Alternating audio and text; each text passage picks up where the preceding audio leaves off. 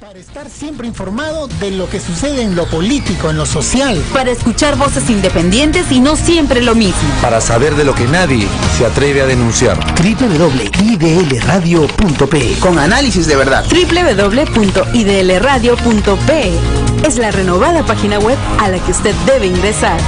Información, análisis y debate.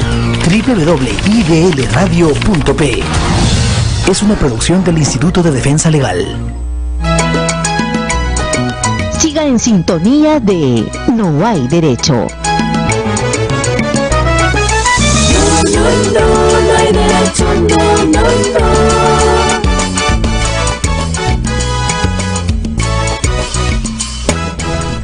Son las 8:10 de la mañana, estamos de vuelta aquí en No hay derecho. Lo anuncié antes de irme a la pausa, pero también temprano cuando hacía los comentarios, nos visita esta mañana Alonso Segura, que como ustedes saben ha sido ministro de Economía en el gobierno del expresidente Ollanta Humala. El otro día, frente a la prensa extranjera, el ministro Carlos Oliva, que es el ministro de Economía, que fue viceministro en la época del gobierno de Ollanta Humala, ha dicho que es difícil de calcular los costos del escándalo, refiriéndose por supuesto a todos los audios y todo lo que se ha mostrado por estos días. Ha dicho es difícil calcular el escándalo, las consecuencias. La calidad de las instituciones afecta a la seguridad jurídica del país y eso puede afectar también la economía, y por eso es que Alonso Segura ha venido esta mañana para darnos su opinión en relación a ver qué relación establece entre uno y el otro. Señor Segura, qué gusto saludar, buenos días. Muchas gracias por la invitación. Gracias por venir a conversar con nosotros. Bueno, comencemos de frente con esa pregunta, ¿no? De verdad, esto, claro, genera mucha indignación, ha generado una crisis, que ese es el lado malo. Pero el lado bueno es que a raíz de eso se pueden generar algunos cambios importantes. Pero en las consecuencias de ello hay una crisis política, hay una crisis judicial. En la economía, ¿qué definiría usted que está pasando con estos datos que nos expresa esta crisis?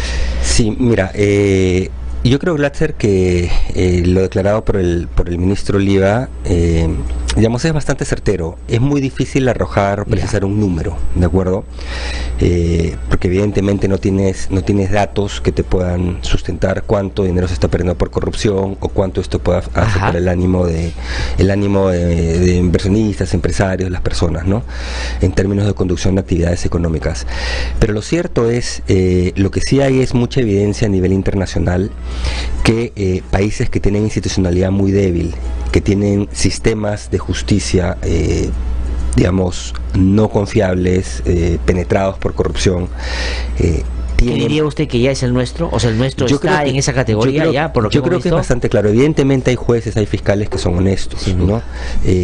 Pero yo creo que también es bastante claro que lo que estamos viendo no son los únicos casos de corrupción a nivel de Fiscalía, Corte Suprema, jueces supremos, etcétera, ¿no? El caso de la Corte del Callao, bueno, y otras autoridades políticas también más allá del sistema de administración de justicia. Bueno, el presidente del Poder Judicial dijo aquí el otro día que conversamos, por lo menos 14 distritos judiciales, o sea que son casi la mitad de lo que hay en el país, está en una situación parecida del Callao. Por eso te digo, o sea, el tema es bastante más generalizado, todo pareciera sugerirlo, ¿no? Que era algo que, digamos, se sabía que había corrupción, pero digamos, era difícil identificarla, ¿no? Y como son poderes autónomos, además, son autónomos la Fiscalía, el Poder Judicial, digamos, era difícil poder generar, digamos, una limpieza, tenía que venir de adentro. Lo que han hecho los audios es han permitido que se visualice más esta situación y que genere una oportunidad para que realmente haya una limpia, ¿no? Pero regresando al tema, al tema económico, solo para redondear, el tema más importante es, más allá del impacto de corto plazo, que es muy difícil de medir, lo que sí hay es mucha evidencia internacional que señala que cuando las instituciones son débiles, y particularmente esta administración de justicia o de capital humano, que también podemos ver que es un muy pobre capital humano en el sistema de administración de justicia, los países tienen problemas para poder desarrollarse, para poder crecer y generar desarrollo en un horizonte más largo, como te pone un condicionante, ¿no? Es por eso que es fundamental que ahora se aproveche la oportunidad para poder, digamos, generar una reforma del sistema de justicia, una reforma política, y yo le agregaría una reforma electoral. Ajá, ya vamos a seguir en ese orden discutiendo qué y cómo puede impactar esto en la economía, pero todavía en la definición, inclusive echando mano de esto que usted acaba de decir del ámbito internacional, de la evidencia internacional, porque claro, si uno entra a la discusión sobre la corrupción por cuánto se puede demostrar, es decir, el cálculo económico que esto genera, de pronto es el camino más difícil, porque es bien difícil calcularla. Pero estoy pensando en los otros. Soy un inversionista que quiere venir al Perú, que de hecho ya invierte en el Perú, y dice, Dios mío, si me llega mi caso a ese juez, ¿no es cierto?, y se lo tiene que resolver, solo tengo dos posibilidades, o perder o pagarle. ¿No es cierto?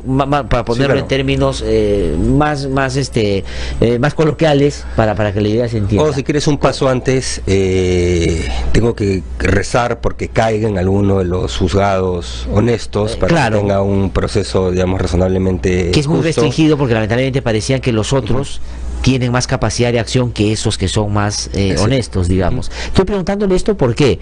Porque cuánto de eso, ya en términos de solo imagen, no afecta a la propia inversión. Es decir, la inversión ve eso y dice, oye, estos audios, más allá de lo que caso por caso demuestran, sí a mí me hacen o me muestra un estado impredecible, o sea, cualquier cosa puede pasar. ¿Ese efecto concreto no lo tienen los inversionistas o no lo perciben?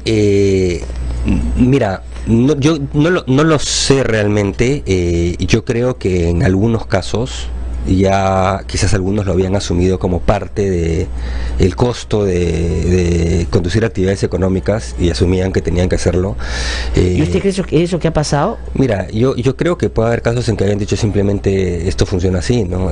Ahora, lamentablemente. Pero hay otro, otro paso. O sea, si hablamos de inversión, gran inversión, digamos, justamente por estos temas de impredictibilidad, digamos, la impredictibilidad del sistema de justicia, tanto en términos de los fallos que dan como del tiempo en el que dan los fallos, que además en muchos casos demoran años de años, y sabemos que hay casos o personajes muy conocidos que son los campeones de la prescripción. No, sin duda, vamos a decir.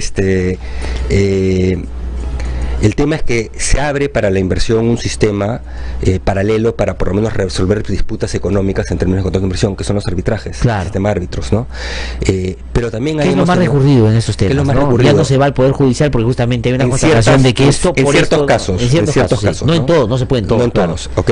Pero también hay ciertas evidencias que han destapado el caso Lavajato de que podría haber también cierta corrupción en sistemas de arbitraje. Bueno, Horacio Canepa está preso, ¿no? O no, está perseguido por haber sido el favorito de Odell. Entonces, con esto lo que quiero decir es, el problema es bastante complejo, ¿no? Porque ha habido penetración, aparentemente de corrupción, en múltiples instancias. Ya, pero hay una cosa que dentro ya de la preocupación que uno puede tener por lo que usted dice, me preocupa sobremanera, y es el que la propia inversión, el propio inversionista, sea cual sea la dimensión de su negocio, puede ya estar calculando como costo de su inversión un pago por coima de corrupción en el sistema de justicia, porque esto se discutía antes, por ejemplo, con el tema de la extorsión en las construcciones.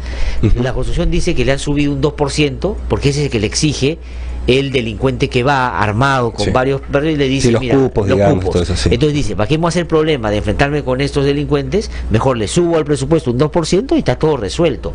¿Eso puede ya estar pasando? Mira, no lo sé, pero yo creo que si uno usa un argumento lógico no se puede descartar, ¿no?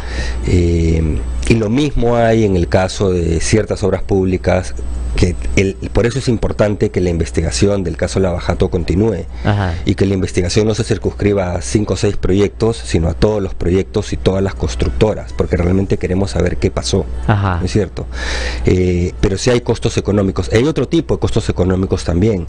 Si hay la percepción, por ejemplo, de que es un entorno corrupto, muchos inversionistas de talla internacional pueden decidir no entrar, no venir. Entonces lo que pierde el país es el potencial de inversiones que son hechas con mayor eficiencia, con menores costos y que ofrecen mejor calidad de servicio a los ciudadanos. Entonces hay muchas aristas de esta situación. Yo creo, Glatzer, que más allá de tratar de ponerle un número, porque es básicamente... No, sin duda, creo que ese es el camino más dificultoso. Exacto, pero yo creo que es como señal, yo creo como que predictibilidad. Yo creo que resaltar que todo esto está entrelazado. Se necesita una reforma del sistema de justicia, se necesita una reforma política y se necesita una reforma electoral también, ¿no? Y yo creo es la gran oportunidad que se le presenta al gobierno del presidente Vizcarra de tener un legado. Ahora, el tema de la reforma de justicia, desde una perspectiva de darle sostenibilidad y predictibilidad a la economía, se entiende por los argumentos que ha dado. ¿Por qué sería importante la reforma política? ¿Por qué, digamos, si siempre muchos han pregonado que la política marcha en paralelo a la economía, hoy día es importante que cambie la política para que la economía no se contamine? Porque yo creo que no, yo creo que nunca fueron realmente vías separadas. Lo que pasa es que en los últimos, digamos, 15 años vivimos un contexto internacional extremadamente favorable y eso te permitió esta ilusión de que como la economía iba bien, en la política podría pasar cualquier cosa, digamos, ¿no? ¿Hoy ya no se podría razonar de esa manera? No, porque el mundo cambió. Yo creo que es claro que después de la reversión del precio de materias primas, pese a que los últimos 2 años ha mejorado el contexto externo, no es la misma situación que se vio hasta el 2011. El 2009 una crisis, después 2 años de impulsos por temas de políticas públicas muy expansivas en todo el mundo, ultra expansivas, que te generaron un rebote medio así artificial. Pero a partir del 2011 comienza a corregir la situación hacia abajo, y ha sido una situación externa, sobre todo para países como Perú, muy complicada, ¿no? Y eso lo hemos visto en la menor tasa de crecimiento, la menor velocidad de reducción de pobreza, etcétera, etcétera, ¿no?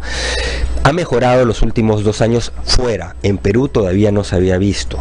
Se había visto, pero digamos, la economía se aceleró el 2000 al cambio de gobierno y de ahí una serie de decisiones y situaciones hicieron que se vuelva a caer a 2.5. Y usted ha sostenido que si se está recuperando no es por la acción, sino más bien porque el contexto está cambiando y es favorable. Es el contexto externo, básicamente, ¿no? Lo anómalo, o sea, lo natural fue la desaceleración 2014-2015 por una caída muy fuerte de precios de materias primas. Pasó en todos los productores de materias primas. Perú fue uno de los que mejor resistió.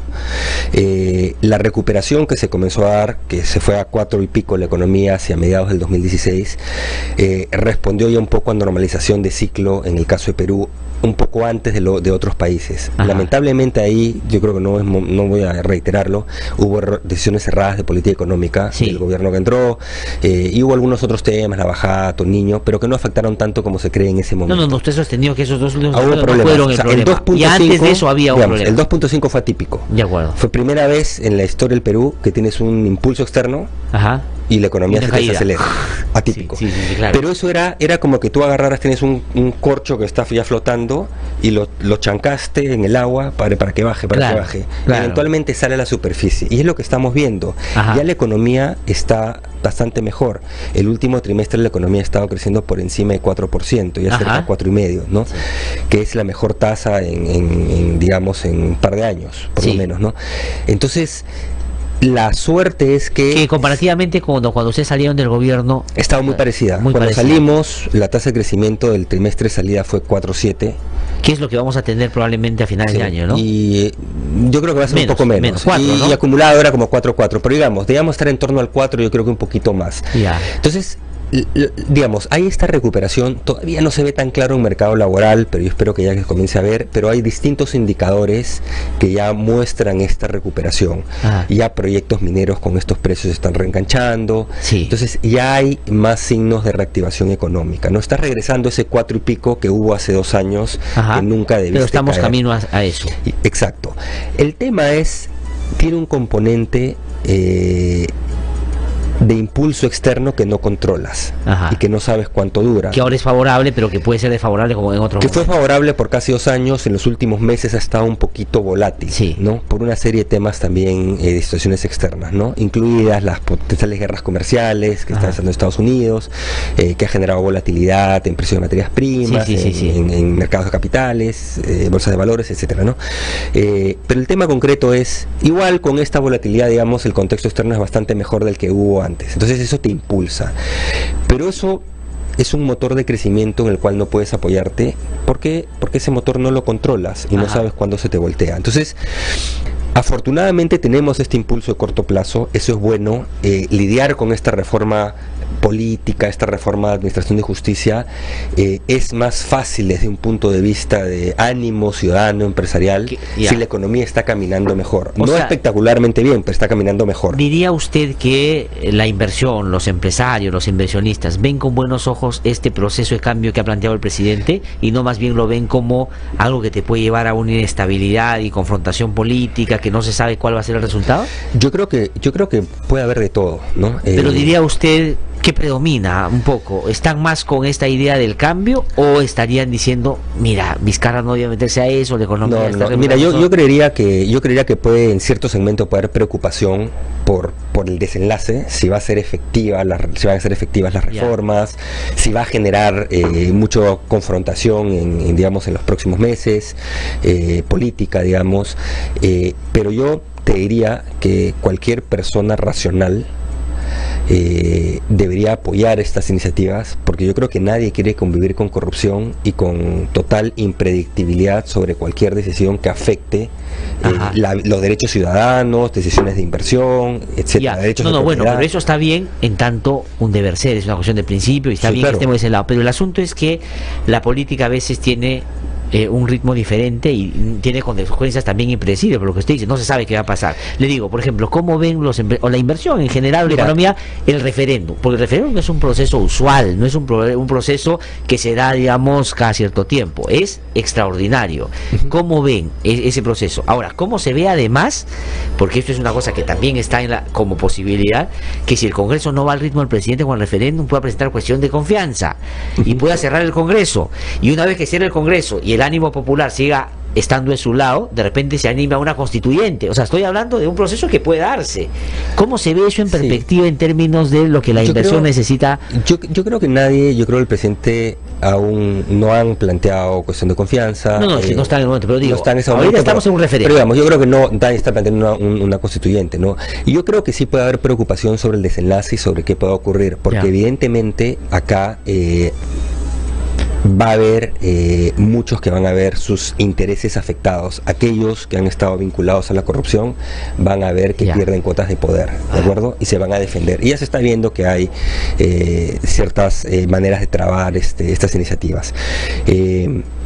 Pero yo creo Glatzer, primero, no está esto contaminando expectativas de inversión realmente, no está. O sea, no es que hay una pregunta directa que se va a decir, están preocupados por el referéndum, pero lo que se ve es, y ahí te decía la importancia de que la economía, en términos de momento, de corto plazo, de ciclo, esté caminando mejor, porque eso autónomamente del contexto internacional. Eso te alimenta los economistas llaman los espíritus animales. La confianza, el ánimo por ese lado económico está mejor, puramente económico.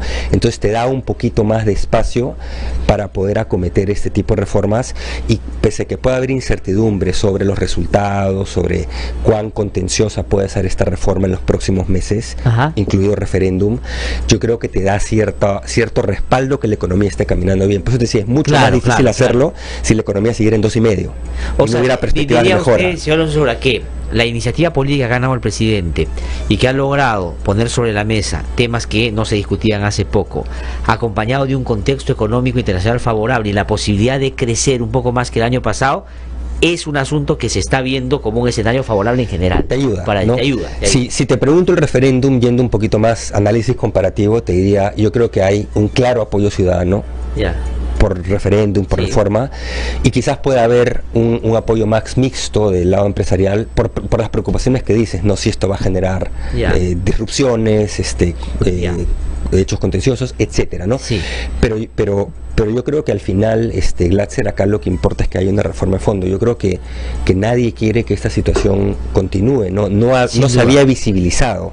El hecho que dan los audios te visibilizan una situación que algunos podíamos sospechar que existía, te digo, y algunos inclusive nunca nos hubiéramos imaginado que era tan sistemático la dimensión, ¿no? Eso sí, no, pero con mayor razón hay que acometer esa reforma. Y eso digo, que lo que se ha difundido son audios legales de intervenciones que se han hecho de enero a junio. de este año. Y de un grupo muy pequeño. O sea, claro. si hubiéramos escuchado lo que hablaban los 10 años anteriores, ahí en otros lugares, además es muy... No, si hubiera sido intervención en múltiples cortes, ¿no? Sin duda. O sea, quién sabe que hubiéramos escuchado, ¿no? Pero... el asunto de la legitimidad política en base a un vínculo más directo con la población, que es lo que el presidente ha tomado como opción, porque hoy día dice, no tengo partido, no tengo... me vinculo con la gente. Entonces me subo a la ola ciudadana y está bien eso, ganas de iniciativa política. Pero puede llevar también a, por seguirte congraciando con ese sector, tomar algunas medidas. Ya no digo que políticamente puedan ser discutibles, sino económicamente podrían ser discutibles también. ¿Le preocupa esa? ¿Alguna de esas? Ya habló de aumento a profesores, habló de la derrama magistral, hay que intervenirla, ha hablado de otras cosas también. ¿Le preocupa eso? ¿Le parece que está bien dentro de lo que es posible? Mira, yo creo que siempre es una tentación para cualquier gobierno, ¿de acuerdo? Yo creo que al comienzo de la gestión del gobierno del presidente Vizcarra sí tomaron algunas decisiones que me preocuparon más. Cuando hablaron de los peajes, las tarifas de agua, que sí, digamos, llamaban a preocupación, pero fue al muy poquito tiempo que entraron. Creo que después el gobierno en materia económica se ha sentado un poco más. El ministro Oliva conoce de gestión pública, conoce política económica, fue 4 años viceministro de Hacienda. Entonces yo creo que siempre, digamos, es más fácil opinar desde fuera que cuando uno está sentado en la silla, claro, ¿no? Que es muy complicado. Ahora, pero usted ha estado en esa silla, entonces yo he estado en esa silla. Entonces, ¿cómo digo, claro? Pero yo creo que en general no están tomando decisiones alocadas. Yo creo que el que lo está haciendo es más el Congreso, para variar. Ya no, ahora vamos al Congreso, que es la otra, variar, encontrar una ¿no? forma de arrinconar al gobierno, ya desde Kuczynski, tomando decisiones que tienen una consecuencia económica sin tener ellos funcionalmente la posibilidad de generar gasto. Pero quería todavía quedarme en el Ejecutivo. Entonces, ¿usted cree que, por ejemplo, voy a plantear 2 medidas? Una, el aumento de los profesores de manera paulatina hacia el 2021 para tener un techo, un piso básico, le parece que está dentro de lo razonable, no escapa o no cruza la línea de, oye, ahí está metiendo un asunto que puede generar un problema económico. Recuerda que esto tiene un antecedente, que fue el aumento que se hace en la gestión Kuczynski, un aumento en medio de una huelga que fue bastante fuerte, y unas promesas de estudiar y hacer análisis de mayores incrementos en los siguientes años, que claramente los números que tenían ahí eran insostenibles, no se podían financiar. Lo que están hablando ahora son incrementos más razonables, ¿de acuerdo? Entonces hay que esperar y ver, porque esto recién está comenzando. Y me parece que el Ministerio de Economía es bastante consciente, imagino que el resto del gobierno, de que hay limitantes en términos de... De acuerdo, o sea, ¿usted cree que para esa medida que anunció el presidente, el ministro de Economía no ha estado en contra, por decirlo de alguna manera? Supondría que no es que haya hablado con él. Pero digamos, imagina que un anuncio de esa naturaleza no se puede hacer si no tiene el presidente. Es lo que yo supondría, y tienen que estar calibrando. Y el tema de la derrama magisterial, que también es otro tema, ¿no es cierto? Que tiene una consideración política evidente, pero también económica. Veo hoy día que las cifras dicen 2.300 millones al año mueve la derrama magisterial, pero que tiene utilidades solo de 670 millones. Sí, pero la derrama tiene sus propias contribuciones. No es algo que reciba, digamos, no estamos hablando de movimiento de recursos públicos, digamos, es un tema que tiene que ver. No, pero por eso digo, entonces el presidente, ¿para qué se mete un asunto que no tiene que ver directamente con una cuestión estatal? Digamos, hay un tema de supervisión de recursos. Y ahí está la superintendencia de Banque Seguro. Exacto, que tienen que supervisar. Pero no es el presidente. Pero digamos, políticamente... O sea, no, lo que quiero decir es, a mí me parece bien que hay que mirar la derrama. Sí, claro, yo creo que debe haber cosas, hay que asegurarnos que esté bien manejado. Pero el asunto es, lo que el presidente ha anunciado tiene un componente, digamos, tiene viabilidad en términos de lo que puede hacer el Ejecutivo, o está en esta lógica de también jugar a la política, tomar un tema que puede ser... Yo creo que todavía es muy pronto como para poder hacer un análisis, porque esto es muy reciente. Okay, hay que esperar y ver. El hecho de que se diga hay que ver bien cuál es la salud de la derrama, me parece que es una medida más prudente, ¿no? Claro.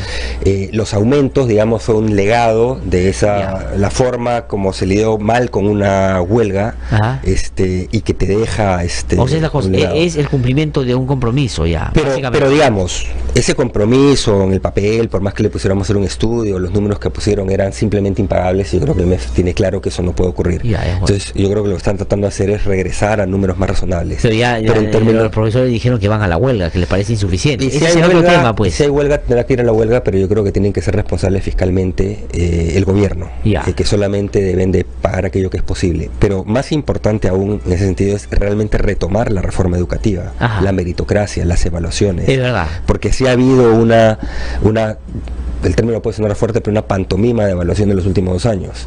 O sea, esa meritocracia, si quiero recibir un aumento, tengo que para no evaluaciones. Dice usted, o sea, en el sentido de... Pero ahí se pierde el sentido de la reforma. Claro, o sea, no podemos dar aumentos por darlos. La evaluación blanca, o sea, digamos, así salgas mal, pasas porque, digamos, para que no se moleste. No se trata solamente de decir, y no podemos hablar de aumentos si son los números o no son los números.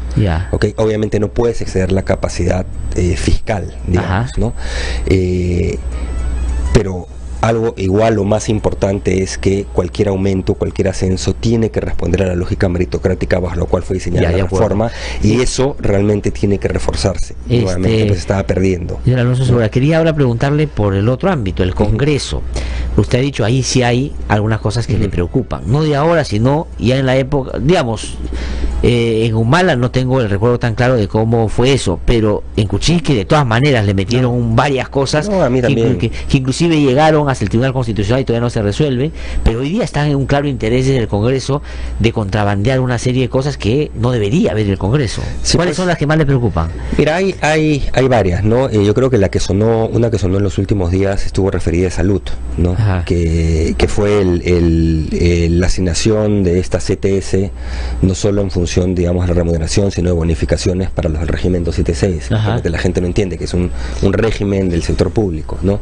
Que ya ha declarado los propios funcionarios de salud que eso le puede costar como 700 millones de soles en los próximos 3 o 4 años, ¿no? 700 millones que además van en contra de la salud de quienes adquieren en yo creo que la gente tiene que entender, la ciudadanía, de que salud tiene ciertos ingresos determinados que vienen de los aportes de los empleadores para los asegurados. Eso está dado, ¿de acuerdo? Pero hemos visto sistemáticamente a lo largo de los últimos años decisiones que han incrementado los costos de salud, los gastos de salud, y que han reducido sus ingresos. Todas han venido del Congreso. Esta no es la primera. Esta lo que hace es le da esos derechos de CTS por una ley particular que entiendo que el Ejecutivo adecuadamente va a observar, que es la última, digamos, del Congreso. Pero ha habido otras que te puedo mencionar referidas a salud. Si empezamos por ahí nomás, recuerda que hace no mucho se incorporan todos los trabajadores CAS, contratos de prestación de servicios de salud, al régimen 728. Pero eso también por mandato del Tribunal Constitucional. No, eso no fue el TC, esa fue una decisión de una ley, fue el Congreso. Además, el TC lo que te dijo fue que nadie debe excluirse de servir del régimen de servicio civil. Sí, me acuerdo. O sea, incumplen el mandato del TC y comienzan a sacar leyes. También crearon una ley de carrera del Poder Judicial, específica para el judicial, cuando lo que debía ocurrir es que debían de migrar todas las entidades hacia servir, donde tienen todos los beneficios, pero tienen rendición de cuentas. ¿De acuerdo? ¿Qué hacen? Le trasladan todos los trabajadores. Eso también fue hace unos pocos meses. Bueno, la pensión militares y policías. También. Digamos, pero sigamos en salud.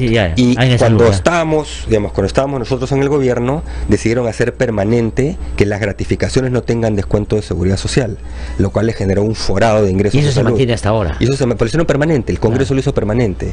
Entonces, tú lo que tienes es una situación en que le han recortado los ingresos de salud, y ahora, en 2 rondas sucesivas en los últimos meses, le incrementan sustancialmente en varios cientos de millones de soles los gastos. ¿Qué diría que va a tener eso como consecuencia práctica en salud? Que la calidad de prestación de servicios a los afiliados. ¿Se va a precarizar más? Se va a precarizar más. Es precario. Se va a precarizar más porque los ingresos los recortaron y están dados.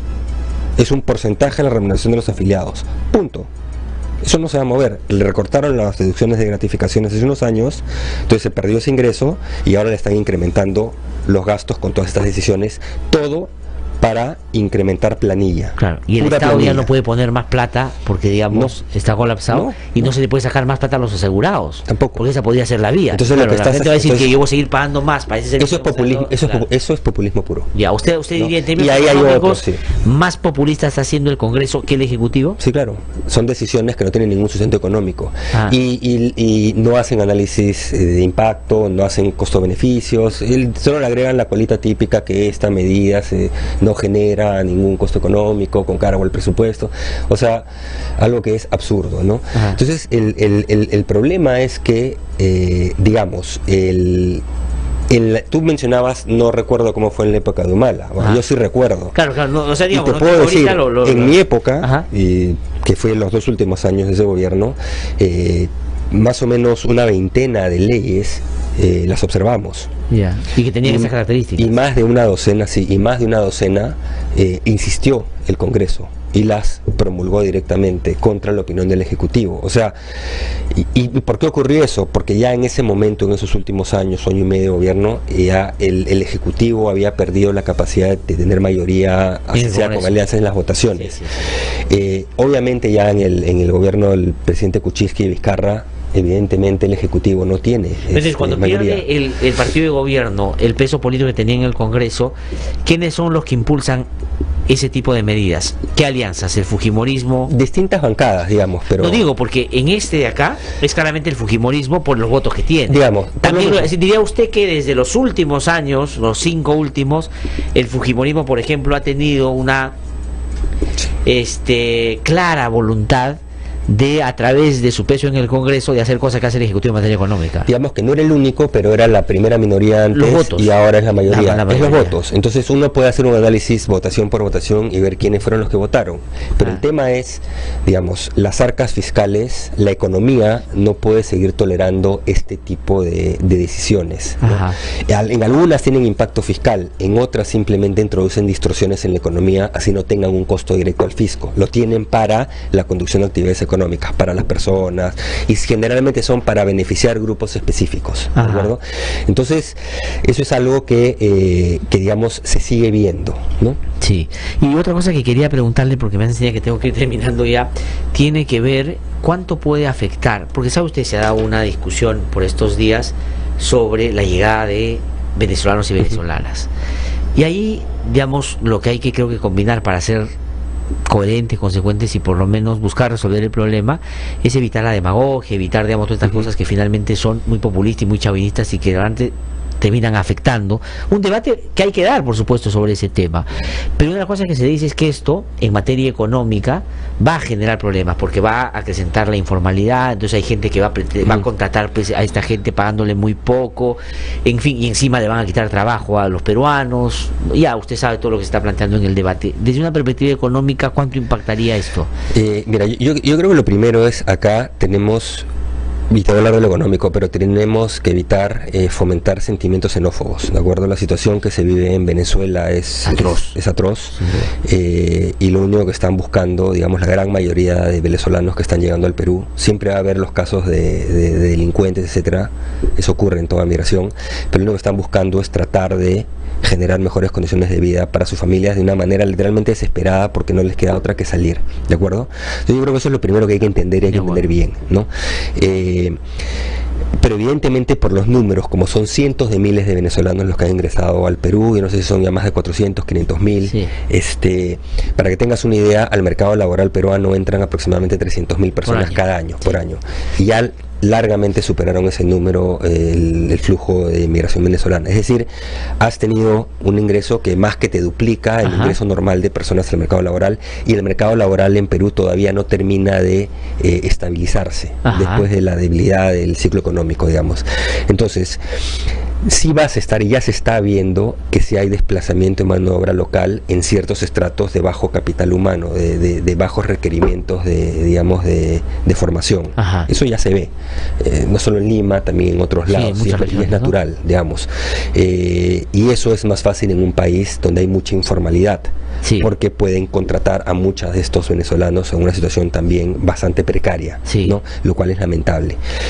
O sea, abusar de la situación y la condición de ellos para pagarles menos, y desplazando inclusive también a peruanos, de los cuales también, digamos, tampoco tenían los derechos laborales, etcétera, ¿no? Claro, tampoco es que estaba efectivamente. Exacto, no, eso es inevitable, por la magnitud. Legítima preocupación desde esa perspectiva. Ahora, ¿hacia dónde tiene que ir la salida? O sea, ¿cuál es la salida del problema? El gobierno ahora ha dicho que le van a exigir pasaportes para que entre, digamos. Esa es una situación, es una decisión compleja. Porque yo entiendo el argumento de que ha habido falsificación de documentos. Yo creo que tienen que ir con cifras bastante más claras de qué está ocurriendo, porque lo que también se sabe es que está en tal situación de crisis Venezuela que no puede imprimir pasaportes. Sí. Entonces en la práctica una decisión de decir entras con pasaporte significa no entra nadie. Sí. ¿De acuerdo? Entonces ahí, digamos, la política exterior tiene que ser bastante clara. ¿Cuál va a ser mi política con respecto a los venezolanos? Si yo digo, te pido algo que es prácticamente imposible que consigas para que ingreses, es una manera, digamos, Cierra la frontera. de cerrarla, ¿no? Entonces, a mí me parece que tienen que hilar un poquito más fino en determinar cuáles pueden ser los protocolos. Pero siendo, y efectivamente cuando uno dice 300.000 por año, es lo histórico en términos de quienes se incorporan al mercado laboral, y han llegado 400.000 en un año, 500.000 en dos. Eso, claro, sobrepasa el cálculo, es histórico. Pero ya, ¿cómo se administra esa situación desde la perspectiva económica? Yo creo que parte te lo soluciona la aceleración económica, que no sé si va a ser suficiente para poder absorber todo este influjo, ¿de acuerdo? Y en otra parte el gobierno tiene que ver, puede ver si es que puede ofrecer algún tipo de programas temporales de trabajo. No para los documentados, digamos, no necesariamente para los venezolanos, digo para los peruanos, porque hay desplazamiento de peruanos, ¿no? Pero tienen que analizar la situación del mercado laboral. Eso requiere análisis mucho más fino, si es que es necesario o no.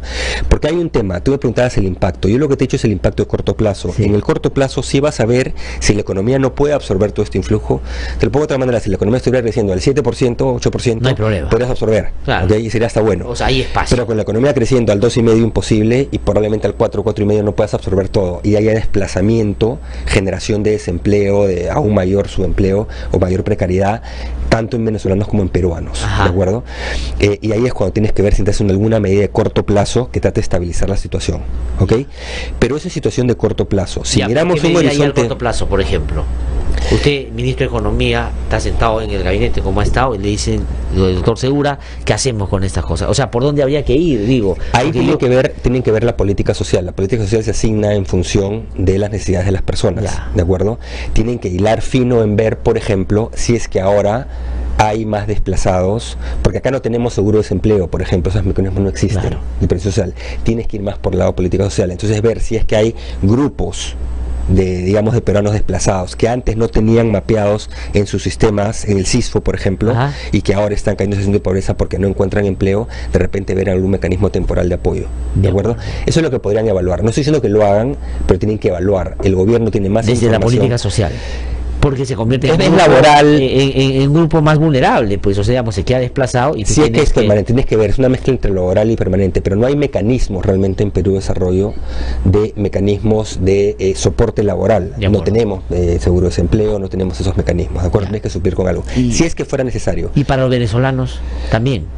Los venezolanos, en realidad, si tienen los documentos, digamos, venezolanos y de cualquier otra nacionalidad pueden, digamos, por lo menos en términos laborales, entrar en cualquier posición. Ubicarse, digamos, sería para ese sector. Pero es indirecto. ¿Y al mediano y largo plazo? En el mediano y largo plazo, lo que esto te genera es, en realidad, mejor capacidad de crecimiento en la economía. ¿Por qué? Porque te genera un influjo de gente que cuando la economía venga creciendo más rápido te da mayor capacidad de empleabilidad, ¿de acuerdo? Y además el capital humano promedio que están trayendo los venezolanos, los realmente pobres y de bajo capital humano de Venezuela no pueden salir porque ni siquiera pueden cubrir los costos de la migración. O sea, está migrando gente con ciertas capacidades que podrían ser en el crecimiento, en un contexto de crecimiento económico, podrían encajar perfectamente. Exacto. en ese Entonces tienes esta distorsión de corto plazo, pero en un horizonte más largo vas a tener mayor disponibilidad de mano de obra con cierto nivel de preparación, ¿de acuerdo? Lo cual sí te impulsa el crecimiento. Además está el tema etario, digamos. La gente que está migrando es gente relativamente joven, que tiene una vida productiva muy larga por delante. Entonces, bueno, no sabemos si se van a quedar o cuántos se van a quedar, pero si uno analiza un poquito más mediano plazo, sí es positivo para el crecimiento de la economía. Ahora, porque la otra concepción más geopolítica es que si las cosas cambian en Venezuela y se restablece, yo diría, la mayoría se regresaría, creo yo, por una cuestión de arraigo, por una cuestión de unidad familiar, por una cuestión, o sea, la gente está huyendo, o sea, no es que la gente está viniendo a explorar a ver cómo le va en el Perú y si no le va bien regresa. Ahora recordemos que cuando ha habido salida de peruanos en épocas de crisis, muchos no regresaron también, eso también es cierto. Es verdad, pero digamos, si uno calcula la cantidad de peruanos que se fueron durante tantos años, no es la cantidad de cómo están saliendo de Venezuela en un año. Lo que pasa es que yo creo que los procesos políticos pues son muy severos y hacen que la gente se vaya. Pero lo otro que digo, por una cuestión de reciprocidad también, quienes en algún momento hemos tenido la posibilidad de estar fuera, y tú veías la precariedad que vivían algunos, y veías como en algunos países sí atendían o trataban bien a los que llegan. Entonces uno dice, es así como tengo que tratar a la gente cuando viene huida por estas cosas también, ¿no? Por eso te decía, tenemos que tener cuidado con terminar alimentando sentimientos xenófobos, ¿no? Entonces pues. hay que tener muchísimo cuidado. Pero desde una mirada de políticas públicas, plantear que hay un tema que hay que atender. No es que tampoco el otro discurso es muy sencillo, que vengan porque acá todos somos buenos y todos tenemos que hablar. Sí, ya, bacán, pero hay que... El otro extremo, es decir, solo con pasaporte, yo creo que hay que ver si hay protocolos intermedios, te digo, porque realmente si alguien no tenía un pasaporte hace no lo va a tener nunca. Nunca, imposible. Entonces yo creo que ahí hay una articulación de lo que es política exterior con definición de políticas públicas domésticas laborales, de política social para el caso de los peruanos, o sea, ver si hay algún tipo de desequilibrio ahorita en corto plazo que requiere algún mecanismo particular de atención, ¿no? De acuerdo. Pero eso es algo que tendría ya que evaluar el gobierno, ¿no? Muy bien.